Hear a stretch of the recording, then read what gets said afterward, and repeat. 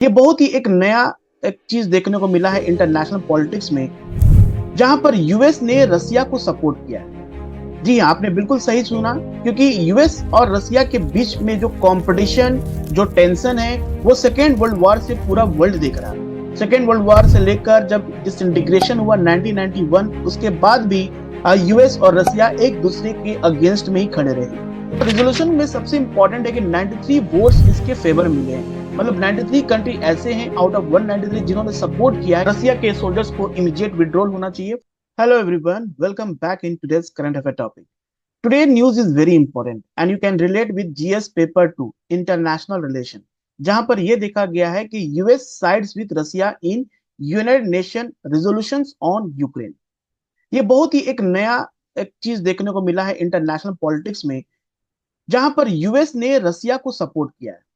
जी हाँ, आपने बिल्कुल सही सुना, क्योंकि यूएस और रसिया के बीच में जो कंपटीशन, जो टेंशन है, वो सेकेंड वर्ल्ड वॉर से पूरा वर्ल्ड देख रहा है। सेकेंड वर्ल्ड वॉर से लेकर जब डिसइंटीग्रेशन हुआ 1991, उसके बाद भी यूएस और रसिया एक दूसरे के अगेंस्ट में ही खड़े रहे।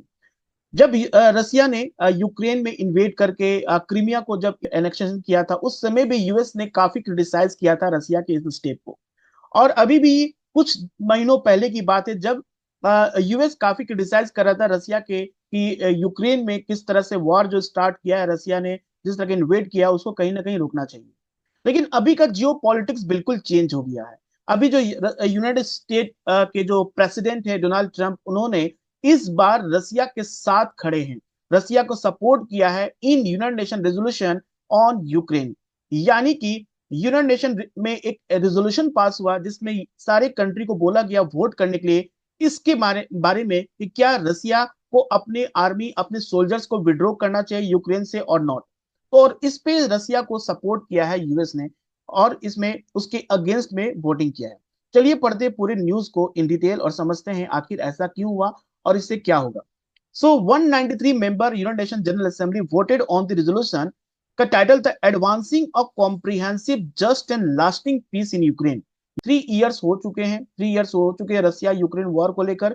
अब जाकर ये एक रेजोल्यूशन पास हुआ है यूनाइटेड नेशन में, जहां पर बताया गया है कि इंडिया को भी पार्टिसिपेट किया है और सारे कंट्री ने पार्टिसिपेट किया कि क्या रसिया को विड्रॉ करना चाहिए यूक्रेन से और नॉट। जिसमें यूएस ने सपोर्ट किया है रसिया को, ठीक है, which was tabled in Ukraine and it's allies European okay countries, all the European countries along with Ukraine ने ये रेजोल्यूशन को उठाया था और रेजोल्यूशन को पास किया था। अब इसमें क्या हुआ कि it in a break from its European allies, United State aligned with Russia at the United Nation. अब जो पहले यूएस और यूरोपियन एलीज दोनों साथ में थे अगेंस्ट द रसिया, अब जाके यूएस रसिया के सपोर्ट में हो गया और यूरोपियन एलीज के मतलब कर सकते हैं कि उनसे उनके फेवर में नहीं है, and voting against a resolution condemning Moscow invasion of Ukraine on Monday. और उन्होंने इसके अगेंस्ट में वोट किया है, यानी रसिया को सपोर्ट किया है। The move under the newly elected US President Donald Trump has strained US Europe type. US और यूरोप का एक कह सकते हैं कि जो टाइज था, एक समय दोनों कंट्री एक साथ स्टेप लेते थे किसी भी अदर कंट्री का, अगर किसी अदर दूसरे कंट्री में इन्वेजन हो रहा, जैसे उन्होंने रसिया के अगेंस्ट में एक साथ सैंक्शन लगाया था if any country is doing a trade with Russia, जब रसिया ने यूक्रेन में इन्वेड किया था। और यही कारण था कि पहले G8 कंट्री था, अब फिर उसके बाद G7 हो गया, क्योंकि सारे कंट्री ने मिलकर रसिया को G8 मेंबरशिप से भी हटा दिया था। तो एक समय एक फेज ऐसा भी देखा गया जहां पर यूएस और यूरोपियन एलीज, सारे दोनों जो ग्रुप कंट्रीज हैं, दोनों मिलकर रसिया के अगेंस्ट में डिसीजन लेते थे। And they raise doubt about the Washington shifting stance on Russia Ukraine war, कि क्या आज के समय यूएस का कंप्लीट माइंडसेट का चेंज हो गया है। एक समय जो यूएस इस बात को क्रिटिसाइज करता था, रसिया के ऊपर सैंक्शन पे सैंक्शन लगाता था, क्या आज यूएस का फॉरेन पॉलिसी बिल्कुल ऑपोजिट हो गया, चेंज हो गया, और किस लिए, क्या रीजन है कि US is supporting Russia. Okay, so it was in United Nation General Assembly, so the US and Russia opposing European backed Ukrainian resolution that directly accused Moscow of aggression and demanded an immediate withdrawal of Russian troops। और ये resolution का साफ साफ ये था कि जो रसिया का इन्वेजन हुआ है यूक्रेन में, एक एग्रेशन है, एक उसने अपने जानबूझकर एक किसी भी टेरिटरी को कब्जा करने के लिए बताया है। एंड वो रेजोल्यूशन डिमांड कर रहा है कि अभी के इमीडिएट विड्रॉल होना चाहिए रशियन ट्रूप्स को फ्रॉम यूक्रेनियन सॉइल। ओके, ना रिजोल्यूशन में सबसे इंपॉर्टेंट है कि 93 वोट्स इसके फेवर मिले हैं। मतलब 93 कंट्री ऐसे हैं आउट ऑफ 193 जिन्होंने सपोर्ट किया है कि ओके, हाँ ये ऐसा होना चाहिए। मतलब कि रसिया के सोल्जर्स को इमीडिएट विड्रॉल होना चाहिए फ्रॉम मॉस्को। और जिसमें 18 अगेंस्ट, जिसमें यूएस और रसिया इसी में आते हैं ग्रुप में, 18 अगेंस्ट। और 65 मींस ऐसे नेशन हैं, 65 ऐसे नेशन हैं जो कि एब्सटेंशन है, यानी कि ऐसे नेशन जिन्होंने ना ही फेवर में और ना ही अगेंस्ट में वोटिंग किया है। मतलब कि वो कह दिए हैं कि मेरा कोई उसमें वैसा फेवर और अगेंस्ट में हम नहीं बात कर रहे हैं, मेरा है एब्सटेंशन। तो वैसे वोटर को कहते हैं एब्सटेंशन, जिसमें इंडिया है। सो अलोंग विथ इंडिया, देखिए इंडिया के साथ China, Brazil, Iran, Iraq, Pakistan, Bangladesh, Saudi Arabia, south Africa, Sri Lanka, UAE, Vietnam were among the 65 US member states. Okay, US member state that abstain from the resolution. This should be United Nation member state. They means abstain from the resolution. एक समय था, हम बात करते हैं non aligned movement का। जब जवाहरलाल नेहरू इसके फाउंडिंग मेंबर थे, तो नॉन अलाइंड मूवमेंट स्टार्ट हुआ था सेकेंड वर्ल्ड वॉर के बाद, यानी कोल्ड वॉर एरा में। जिसमें साफ साफ इंडिया का कहना था कि we will not support any of the nuclear weapon state, यानी यूएस और यूएसआर को हम सपोर्ट नहीं करेंगे। We will against the, we always support to reduce the war tension और conflict which is going to be happen between the two country. आज भी India इसी चीज को फॉलो कर रहा है। इंडिया के रिसेंटली भी प्राइम मिनिस्टर जब यूएस के प्रेसिडेंट डोनाल्ड ट्रंप के साथ बैठे थे, तो उन्होंने भी इस बात पर कहा था कि यूएस का जो स्टैंड है और जो इंडिया का स्टैंड वो बिल्कुल डिफरेंट है। क्योंकि यूएस अगर अभी रसिया को सपोर्ट कर रहा है, तो इंडिया कह रहा है कि हम लोग कोई न्यूट्रल नहीं है। India is not a neutral country. India is want a peaceful, okay, resolution, peaceful solution to settle the war between Russia and Ukraine. तो हम लोग ऐसा नहीं कि बिल्कुल ही न्यूट्रल हैं और आइसोलेट हैं, कि हमें हम we will participate in those area जहां पर शांति की बात की जाएगी, शांति से सब कुछ हो जाए, तो उस पर हम सपोर्ट करेंगे। ठीक है। देखिए पहले से, सबसे पहले क्या था, ट्रम्प ने जब इस रेजोल्यूशन के पहले उन्होंने कहा था कि ये जो रेजोल्यूशन ये यूनाइटेड नेशन में पास होना चाहिए। ओके, और उन्होंने कहा था this for a peaceful, okay, resolution, it should not be means blaming US, US blame कर रहा रसिया को या यूक्रेन को। उन्होंने कहा कि एक पीसफुल रेजोल्यूशन होना चाहिए, एक न्यूट्रल होना चाहिए, जिसमें किसी भी कंट्री को हम ब्लेम नहीं करेंगे, एक रेजोल्यूशन पास हो जिससे कि एक पीसफुल वॉर को सेटलमेंट हो। ओके, लेकिन इसमें क्या हुआ कि रसिया का एग्रेशन को ऐड किया यूरोपियन यूनियन ने। जब इसको इस पूरे रेजोल्यूशन को अमेंडमेंट किया, तो उसने बताया कि ये कंप्लीटली रसिया का एग्रेशन है। रसिया के एग्रेशन की वजह से ये वॉर स्टार्ट हुआ था। जब तब जाके यूएस ने इसके अगेंस्ट में वोट किया। पहले यूएस इस फेवर में था, यूएस इस फेवर में था कि ये रेजोल्यूशन पीसफुल होना चाहिए, किसी को ब्लेम नहीं करना। लेकिन जब यूरोपियन अमेंडमेंट वर एडेड, यानी कि रसिया एग्रेशन के बात की ही गई, जब उसमें डाली गई कि जो रसिया यूक्रेन का वॉर है that is completely based on Russia aggression, तब यूएस ने उस चीज से पीछे हटा और कहा कि we will not support this resolution and we will vote against it. Okay, और ऐसा होने से क्या हुआ कि पूरे वर्ल्ड के जो जियो पॉलिटिक्स हैं उसमें काफी चेंजेस देखने को मिलेगा आपको आने वाले समय में।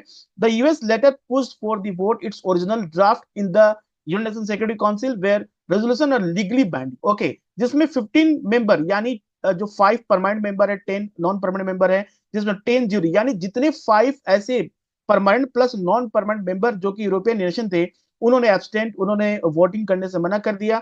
और इसकी वजह से क्या हुआ कि अब यूएस, यूक्रेन और यूरोपियन लीडर्स के बीच में एक तनाव पैदा हो चुका है, एक टेंशन पैदा हो चुका है, जो अब आगे किस रूप लेगा, क्या रूप लेगा, किस तरह का जियो पॉलिटिक्स चेंज होगा, वो आने वाले समय ही बताएगा। और इतना ही नहीं, अभी कुछ दिन पहले ही डोनाल्ड ट्रंप और जो यूक्रेन के जो प्रेसिडेंट है जेलेंस्की, उनकी मीटिंग हुई थी, और उन्होंने जेलेंस्की को डायरेक्टली ब्लेम किया था। उन्होंने कहा था जो यूक्रेन के जो लीडर हैं, प्रेसिडेंट है, उनको डिक्टेटर कहा था यूएस प्रेसिडेंट डोनाल्ड ट्रंप ने। और उन्होंने कहा था कि falsely accuse Ukraine starting the war and want the Zelensky better move fast. उन्होंने कहा था कि ज्यादा अच्छा होगा कि जितना जल्दी हो कि आप इस तरह का पीस फुल टॉक करें, ठीक है, और रिस्क किसी तरह का ना ले, ठीक है, टू नेगोशिएट पीस और risk not having a country to lead. Okay, और इसी बात को जेलेंस्की ने यूएस प्रेसिडेंट डोनाल्ड ट्रंप को भी बहुत ही जवाब देते हुए कहा था कि जो डोनाल्ड ट्रंप है वो किस जिंदगी में जी रहे हैं, वो जिंदगी में ऐसे जी रहे हैं जहां पर रसिया मेड डिस इंफॉर्मेशन स्पेस, यानी रसिया ने जो इनको इंफॉर्मेशन दिया है उसी इंफॉर्मेशन में ये जी रहे हैं। इन्हें अभी सच्चाई का पता है नहीं, इन्हें अभी ट्रुथ का पता है नहीं कि आखिर ये वॉर स्टार्ट क्यों हुआ। वही बात करें यूक्रेन के जो डेप्टी फॉरेन मिनिस्टर है, ओके, मैरिना बेट्सा, उन्होंने भी इस रिजोल्यूशन के ऊपर कहा है कि इन्होंने कहा है कि inherent right to self defence, okay, this is what inherent right to self, अपना सेल्फ डिफेंस होना चाहिए, यूक्रेन अपना सेल्फ डिफेंस कर रहा है। एंड अर्ज नेशन, और सारे नेशन को भी उन्होंने रिक्वेस्ट किया है कि the side of the charter, the side of humanity and the side of just and lasting peace, peace through strength. उन्होंने कहा कि सिर्फ आप उस ह्यूमैनिटी को देखो, कितने लोग मारे गए, कितने लोगों की जान गई, ठीक है, तो एक तरह से आप सपोर्ट इस बात से भी करो कि पीस थ्रू स्ट्रेंथ, ओके, कि आप अपना रिजोल्यूशन को पास करो, सपोर्ट दो, जिससे कि रशिया विड्रॉ करे यूक्रेन के सॉइल से।